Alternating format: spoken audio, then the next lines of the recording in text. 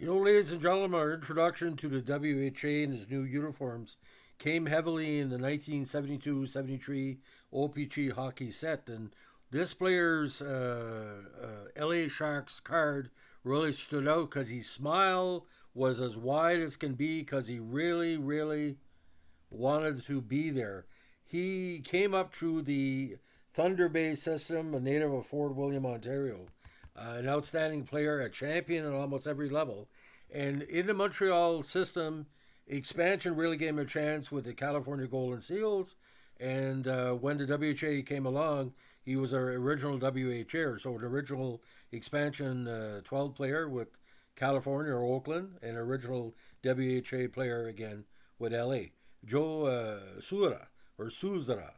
This outstanding forward, mostly played center, produced big numbers offensively over the course of his nearly 20-year career. Now we're going to be quoting from a ChronicleJournal.com article on him that came out after his passing in 2006. Now, at 6'3" and nearly 200 pounds, he grew up in the East End and started for his hometown Fort William Columbus Canadien, helping them to win a trio of Thunder Bay Junior Hockey League titles in 57, 58, and 59. Named the league's top rookie in his first campaign, he paced the TBHL in scoring for two of his three seasons. In total, he amassed 133 points in 72 contests with the local junior Habs.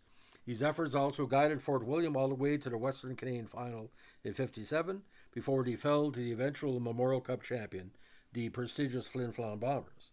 No doubt having a good word put in by his junior coach Mickey Hennessy, who also scouted for the parent club, the Montreal Canadiens, he eventually headed to the old Eastern Professional Hockey League and played for 3 years there with the likes of the Hull Ottawa Canadiens, Montreal Royals, and the North Bay Trappers. Now, the great Sam Pollock, Montreal GM, signed Szura to a contract with the Habs NHL organization in February 1960. Of note, in his last year at the EPHL, his general manager in North Bay was his fellow Lakehead native Louis Passador, who was also a legendary NHL scout. Now, he topped the Trappers offensively and earned a promotion to AHL in 1962, where he was a standout with the Montreal's affiliate, the Cleveland Barons, for 5 straight seasons. Among his highlights there was winning an AHL Calder Cup title in 1964. Now, coming off a 67-point campaign during a regular season, where he counted 23 markers and assisted on 44 others in 72 outings, he was even better in the postseason. Szura notched 13 goals in just 9 games and helped set up 6 others, helping Cleveland go unbeaten with a series of sweeps of the Rochester Americans 2-0, the Hershey Bears 3-0, before putting the broom to the favorite first place Quebec Aces 4 straight. Now, Joe eventually tallied twice in Game 1 against Quebec, including the game winner on future Hockey Hall of Fame goalie Gomp Worsley, in a 4-2 upset to help him establish an AHL record at the time for most goals in a postseason. His playoff numbers saw him pace all AHL skaters in both markets, which were 6 more than his nearest rival in points, as he was 5 better in that category. Rarely missing any games during his time there. He was named a first-team AHL All-Star in 65-66 while producing at over a point per game clip. While still a member of the Barons, but property of the Habs, Szura was claimed by the Oakland Seals in the 67 NHL expansion draft.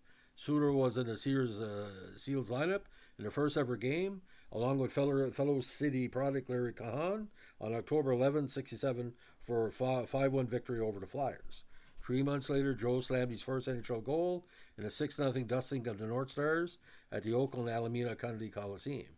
After a couple of years with the Seals, he returned to the AHL, suiting up for a trio of seasons.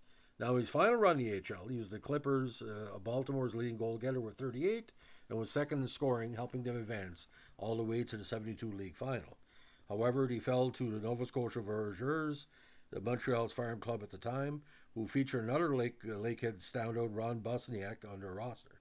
Not done there. Stops at the WHA with the LA Sharks and Houston Aeroes saw him hoist the Avco Cup alongside John Sheila as WHA title holders in 74 with Gordie Howe and his sons.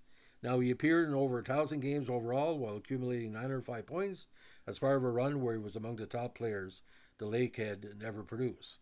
He is also a member of the Northwestern Ontario Sports Hall of Fame.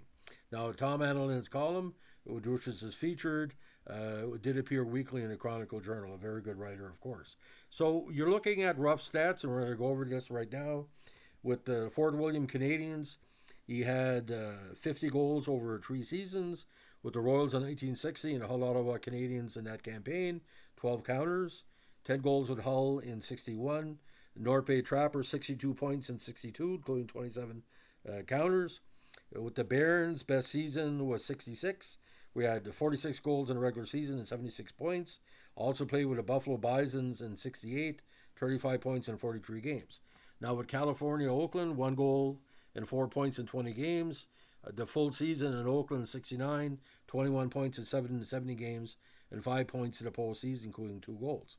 With the Providence Reds in 70-71, 42 goals and 141 points in 2 seasons. Then with the Clippers, he had 76 points, including 38 goals. The season with the Sharks, 45 points in 43 contests. The Aeroes in 74, 8 goals in a regular season and 10 games in the playoffs. And his last season in the NAHL, North American Hockey League, with the Cape Cod Codders, 3 goals, 2 assists for 5 points in 10 games, and of course 1 assist in the postseason. So WHA totals, 60 points in 115 games, including 21 counters, 12 playoff matches. NHL, 10 goals, 15 assists, 25 points in 90 games, and 5 points in the postseason. And it very rarely would take a penalty, and I think his worst season was 69 penalty minutes. Some as low as 13, 20 and stuff like that. A very, very gentlemanly player. But Rudd really stands out. Look at that beautiful WHA card we're featuring, ladies and gentlemen.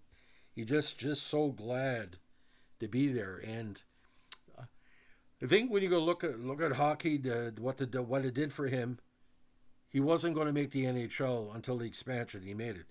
He wasn't going to make the NHL again, and made the WHA an expansion. So the NHL expansion 12 and the WHA were made for players like him. A long-time minor leaguer, but a tremendous talent.